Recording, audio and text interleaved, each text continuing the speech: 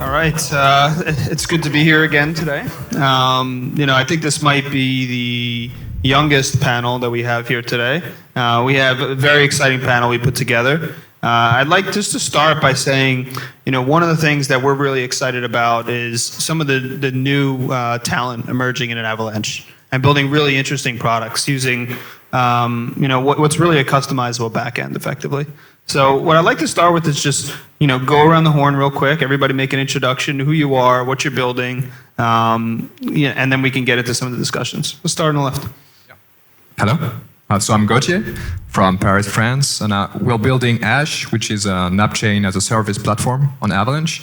So we're leveraging Subnets to have this very flexible environment for any enterprise, any project to build very easily a subnet, an app chain basically. We don't like this word, a subnet, sorry. Hey, my name is Noah. I'm from NodeKit. We have built a shared sequencer called Seek on top of a subnet, which helps rollups decentralized. I'm Rushi from New York. I'm building Movement Labs, a modular move VM coming to Snowman Consensus. Selamlar, ben Furkan. I'm from Istanbul and we're building EtraPay, which is a privacy-preserving infrastructure for blockchains. Yeah, so just on this panel, we have infrastructure, we have somebody building a sequencer using a subnet in the back end, we have somebody leveraging subnets with the non-EVM virtual machine move, and then we have somebody building a privacy solution. So a lot of diversity here across the board. So I just want to dive into that aspect. Avalanche has been touted in the past as something called a Geth fork. One of the things I'd like to just jump into right now is a lot of you are leveraging non-EVM components of Avalanche. It's something that people that aren't that accustomed to. So Noah, I'd like to start with you in particular, and then move to you, Rushi. Both of you are really interested in that component. So what can you say about the non-EVM-ness of Avalanche and what you're using subnets for? Yep. So I was one of the first adopters of HyperSDK, which is Avalanche's new WASM-based framework for subnets. And the nicest thing about HyperSDK is you don't need to use WASM. We are a shared sequencer, which means effectively we just need to submit a transaction that has data for the transaction data and then a trait ID for what rollup it's on. So we don't really need a complete execution environment. Makes no sense performance-wise, and Avalanche made it super easy for us to have simple actions and not have to worry about the backend of having an entire EVM or an entire WASM-based chain. It was super easy, and that's really why we chose Avalanche. Rushi, why move and why Avalanche? I can start off with why move. I was a Slate dev, and I stumbled across the Block article where it was like, Facebook's putting $1 billion into research into this new programming language. I was like, why is Facebook the biggest social network in the world even bothering with blockchain programming? And then we really get into semantics. They wanted to build the best programming language for their biggest Facebook app, right? Obviously, it got shut down and kind of split off in two projects. But the whole Rust-based programming language thesis really spawned. With Solana started it, and now it's been kind of picking up steam. We didn't have the benefit of having HyperSDK, so we actually use a timestamp VM, which is like an old Rust-based VM crate. Kind of forked it and then modified it, and then put the move VM on top of it, which is a Rust-based virtual machine. Awesome. Yeah, I think that's a lot of people don't really understand that you can actually take a different virtual machine. So HyperSDK is non-EVM. It's actually more Go-based, and then Move obviously is non-EVM. So we expect to see a lot more of this going forward. Furkan, you kind of have experimented with the tech EVM, I believe, mainly on the Subnet EVM stack. What can you tell us a little bit about what interested you about Avalanche and its architecture, and why you think it's interesting to build here? Yeah, sure. So the reason why we chose a subnet in the first place was the ease of customizability. So we were experimenting with a lot of, maybe all of the, at that time, blockchain as a service systems. And we basically realized that after using them, even the Avalanche CLI for launching a subnet is much easier and also the cheaper compared to those kinds of options. And the customizability is a feature that not basically removes any limits on the blockchains, which they actually have a lot. And in terms of the subnets, we built basically a new account system that is separate from UTXO and different than account-based to enable complete privacy on the blockchains. So the main thing was for the subnets is the ease of customizability, and also the speed is that it uses the fastest consensus and fastest execution. So yeah. Gauthier, what can you tell us about some of the issues you've found while trying to build infrastructure on Avalanche and trying to build infrastructure with subnets in particular? This is obviously like a blank canvas in a lot of ways, right? With customizability, you also get maybe too much choice. So why don't you explain to us a little bit about what you've discovered? Yeah. So at the time we started the project, and I was a big data solutions architect in the past, worked a lot with a lot of like enterprise grade tooling, open source. At the time I found that the Avalanche tooling made it quite hard to build a subnet. Of course it's evolved now, and we have seen a lot of advancements in this, especially in AvaCloud, for example, and the CLI. But we try to apply like our knowledge of enterprise-grade distributed systems tools and to Avalanche, and this is why we built Ash. And with like the Avalanche tooling at its core is like very powerful, and this is what we decided to go like from the bottom up and build a full toolkit that allows anyone to deploy on any cloud their full Avalanche stack, basically. Awesome. So a lot of different people are leveraging the stack in different ways. One of the things I'd like to talk a little bit about is recently the Avalanche Foundation announced Avalanche Community Proposals, ACPs. This is basically a way for people or developers or community members to propose different ways that the architecture and the platform can fundamentally change. So we've seen some interesting proposals. I know Patrick O'Grady, VP of Engineering at Avalabs, introduced ACP 13, which basically proposes removing the primary network validation requirement. So I wanted to discuss a little bit with the panel. Number one, the notion of ACPs within the ecosystem, and number two, how you think about this discussion that's been evolving on the architecture changes. Noah, I start with you. I know we had a discussion about this on a previous podcast, but I think it's worth hearing your views. I'm extremely bullish on ACPs. I think the ACP program is most likely, it's in the top two for the most bullish thing on Avalanche, I would say so far, with HyperSDK being up there as well. I think that these two things are the things that we need to shepherd Avalanche into the new age of kind of this modular versus monolithic. And instead of it being modular versus monolithic, you can get the best of both worlds by building on top of HyperSDK. And that's really what we've been able to achieve. And we think that having subnet-only validators will allow us to push stuff to the limits and not have to have our validators worry about, hey, am I going to get slashed because these guys required a 10 gigabyte networking card and hardware acceleration, all these crazy things. And it may make your machine a little bit more unreliable, but when you're pushing it to the limits for a testnet, you shouldn't have to worry about getting slashed for a mainnet. And that's really what I think most subnets aim to do, is pushing it to the limits. I think that ACP 13 enables that, and we're excited for it at NodeKit. Awesome. Rushi, you have some thoughts on monolithic versus modular. Why don't you give us some of the way movements thinking about this, and also what part, I guess, the subnet plays as well? Yeah, I think what I'll be also releasing today is the best part of Avalanche is a snowman consensus. It's probably the best consensus in the market. And just Avalanche work messaging is probably the best communication method on the market. I think the word subnet often kind of gets thrown around. There's all like ups and downs, like what does it mean? How does it affect the economy? Because if it is a subnet, then it's directly tied in thesis to the C chain. When in practice, it has nothing to do with the C chain. You can have a complete new VM, you can have a validator set that doesn't really correlate besides like communicating and validating the primary chain. But in the eyes of people who aren't from the Avalanche ecosystem and don't really get a tech stack, it's very difficult to communicate that, which is why I think ACPs are in general pretty important, where you can get community input from outside the foundation and outside the core contributors who really get it. I think that's where the modular thesis was really striking out, right? You can take different pieces of the stack, whether it's DA, sequencing, execution layer, and kind of find the best tech stack that suits your use case. So the way we're approaching is an execution layer. We believe that the EVM is broken. There's $4 billion lost every year in smart contract hacks. We want to see the Move VM be adopted and Rust be Rust-based VMs be adopted. So the question is, how can we bring that to the best consensus of the market and do so in a Web3 native fashion so that people outside Avalanche, people in Ethereum, people in Cosmos really understand, hey, this is the best execution layer, this is the best consensus, this is the best sequencing. Just makes sense. There's no reason to put subnet names on it. There's no reason to like make it like tribalistic. Just use the best tech that works. And I think that's the direction that the people in this panel and hopefully the foundation are going into. Is like, let's promote the tech itself. Let's not bring in like politics and semantics. We're waiting for your ACP. Midnight. Gauthier, so I believe you've also been following and commenting on the recent ACPs. Any thoughts in particular that strike you on some of the proposals and what you're most excited about? Yeah.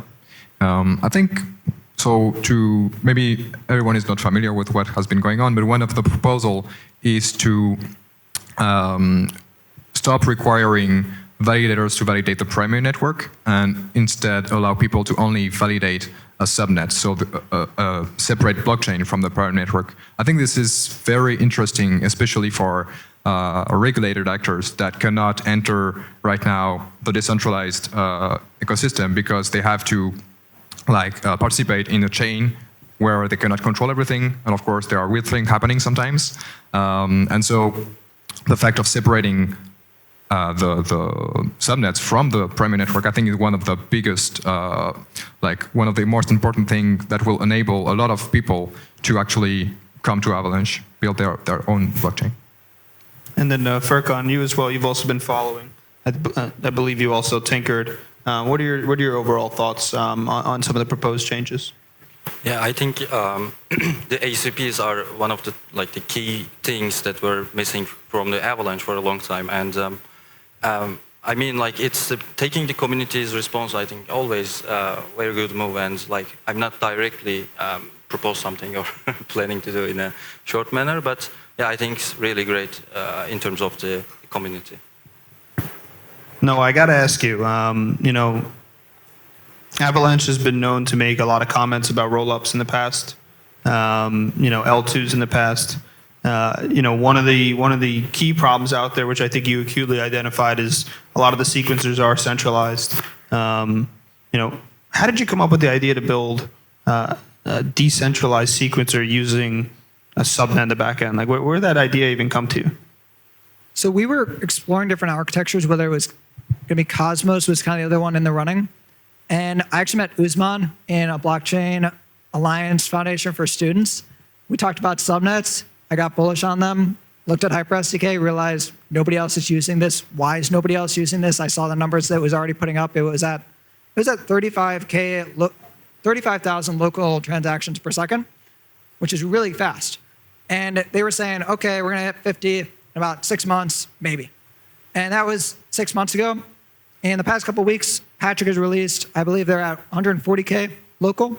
Obviously, it's going to get a bit slower when you have a fully distributed system, but that's still insane to see how much performance. So that's why we really view HyperSDK as being a core component of how Avalanche scales and how sequencers and different utility chains can build on Avalanche.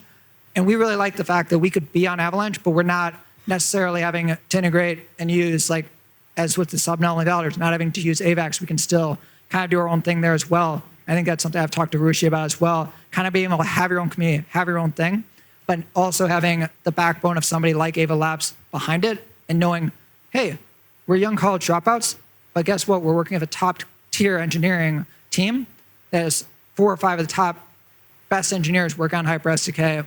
More than that, work on Avalanche Go. And it really was something that helped us be able to scale up much quicker, because when you don't have to worry about your underlying consensus mechanism, a lot of the other worries kind of go away, and it makes it so you can focus on that core product and the developer experience, and it's really helped us out a lot. And just go a little deeper, explain to the audience what exactly that means, a decentralized sequencer, and what exactly is happening behind the scenes on the subnet. Yep.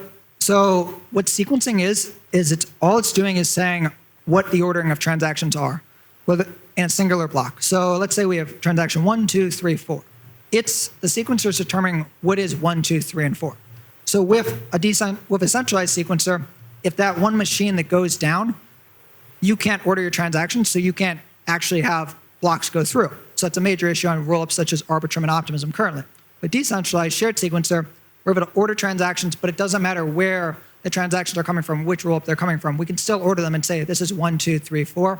And with that, you're able to do different properties around atomic inclusion, which is basically being able to guarantee 2 transactions are included in the block. And being able to use Snowman consensus allows us to do this both with low latency as well as high throughput, which is that's the Goldilocks, essentially, of all consensus algorithms, is being able to have low latency as well as high throughput, because it's very difficult to get both. That's why we built on Avalanche consensus, because it has both. Rushi, why not go like the route of something like Monad? Why not just build your own L1 that's not connected to anything, that doesn't leverage anybody else's consensus, that doesn't, have any connectivity to another chain? Like, why not just go that route? I hear there's a premium for it. Yeah, we were looking into that. So I think the 3 main options that we had was like, this was November last year. You got to build your own chain, build your own consensus mechanism, do the whole loop-de-loop. You can build on Cosmos with Tendermint, which had the only Rust client at the time, and Avalanche, which had the Rust VM and the timestamp VM, and Avalanche Go, which support Rust bytecodes. So those are the 3 options. You can build your own chain. Congrats, now you bootstrap your own consensus, find your own validators. If the consensus breaks, now you have a broken chain. And you basically have to go through the years of effort that Avalanche has put in, and every other chain, and probably need millions of dollars in R&D research, which for a 20-year-old kid probably didn't make a lot of sense, actually like 20 at that time. So that was definitely on the picture. Cosmos is another option. Then it was like, okay, you're gonna launch your own zone. It's completely isolated from everyone else. You have IBC, cool, but the chains at the time are all feuding, so you don't even know who you can communicate with. And liquidity is like, you have to reach agreement with them, and once you do reach agreement, it's basically like foreign policy. You have to make sure how much liquidity you're getting from different zones. It's a whole headache. Avalanche was the one ecosystem where you can launch a VM, forget the consensus, you don't even need to know about it. At the time, I probably didn't know much about Snowman. I was like, cool, RPC, Avalanche Go, they'll handle it, I'll focus on the VM. So I got a prototype up pretty quickly, did beta testing. So I think the speed of velocity was much quicker with Avalanche, where I could fail quicker. If I had to launch my own L1 like Monad, cool, those guys are all X-Jump and probably some of the cracked engineers in the world. I was not that, and I'm glad I chose the Avalanche route. That's helpful. Yeah, I remember that. I can't believe it's been a year since we started talking. About a year, right? So it's cool to see the progress that you guys made. Testnet going up and getting closer and closer. So I'm proud of you guys. One of the things that I think the average age on this panel, not including me, obviously, maybe like 23, something like that. So we have some young folks here. What I'd like to learn is you guys are all founders, very young, in a new space that still trying to find itself. What are some of the things you guys have each learned the most in just being a young founder in this industry? Really trying to sort of just make it. I'll start with you, Gauthier. Bear is tough. What was that? The bear is tough? Yeah, the bear is tough. the bear is tough. No, but like our labs have been very helpful to us because the bear market is pretty tough, and I guess what the error we made was like maybe we started raising a bit too early. Don't have anything to show tangible for investors.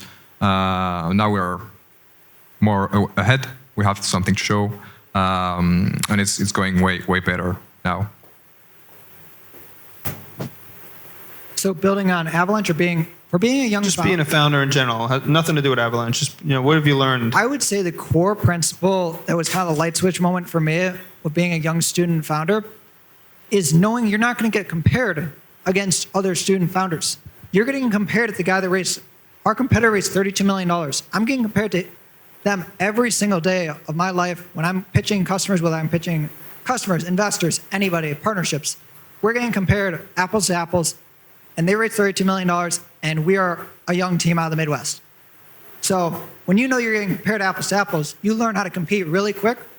It's basically sink or swim. Because if you don't learn how to compete at a high level and make sure that people know that, hey, this isn't just another student project that's going to die in 3 months, that's what we really learned, and that's something that the Ava Labs team helped us, as well as mentors I had, really helped us figure out if you need to compete at the same level as everybody else. If a company's going to put their trust in you, you're not competing with a student founder, you're competing with all founders.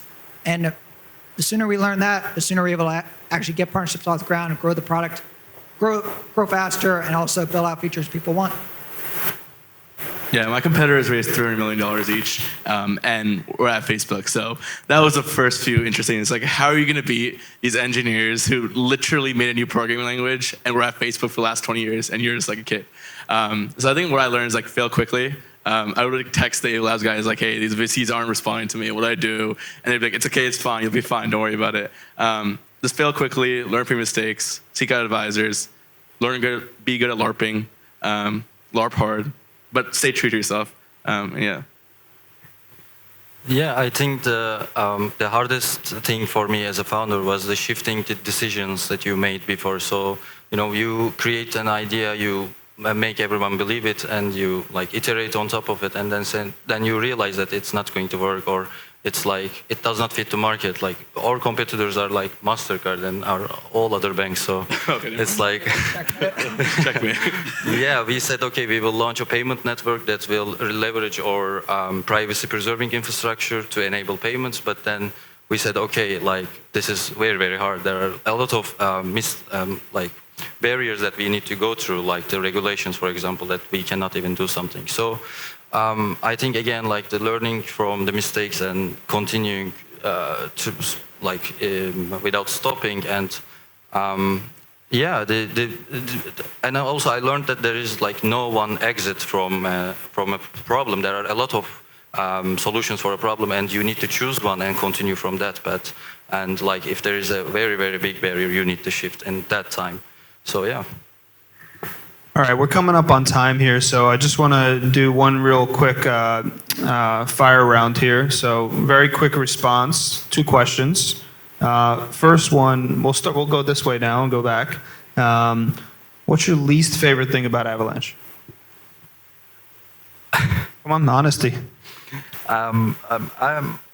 I'm actually not sure. Like it's like a little bit biased, but the Avalanche from the ground up, thought from very, I'm sure, very visionary perspective. It's like you cannot say the interoperability is wrong. Like it's okay, it works, and it's basic, it's simple, and the consensus is fast. So like maybe the only thing is that the community is still relatively small, and the developer community could get bigger in the future. But like yeah, it's going to be in the future. We believe that. Subnets. Anyone who hasn't used the word or the thing? The word subnets and the framing of subnets and the documents of subnets. Go to anyone who hasn't used a chain in 2 years and tell them use a subnet, and they'll laugh at you. But tell them you use the best consensus, Snowman, explain that, and that'll be a better sell. Noah? I agree 100%. For somebody that's talked to investors, same as Rushi, if you say the word subnet, it never goes over well. You gotta just say you're utilizing Avalanche consensus for a custom L1, and then you're fine. I feel like the word subnet has the connotation that a subnet will always be smaller. And as much as I love the C chain, I'm hoping we eclipse them. That's always got to be my goal. Too. I think we spend the majority of our pitches shilling Avalanche, and then it's like, oh, by the way, we actually have a product. That's how it usually went for us. Yeah, I think we're all participating in that, but I guess the overall absence of knowledge of people in the world about Avalanche and what it's capable of. I think everyone is here is participating in showing the world what is behind this red triangle. And the last question, what's your favorite part of Avalanche? I think again, it's like the ease of customizability. Like it's super fast. Yeah. Avalanche warp messaging is the best bridging mechanism on the planet. It's IBC on crack. We like crack. Yep. That's for later. I would say I really like the developer community on Avalanche because it seems like it's one that's really pushing the limits, whether it's via privacy, whether it's via the Move VM, whether it's via infra for hard-to-use products currently, or whether it's via sequencing. It really feels like what I've seen in the past few months is that Avalanche is where innovation is being pushed to the absolute limits. And that's the kind of people I want to put myself around. And it's not egotistical at all. Everybody's at the same level and saying, okay, we're all going to get through this together, and we're going to grow Avalanche as an ecosystem, which is nice.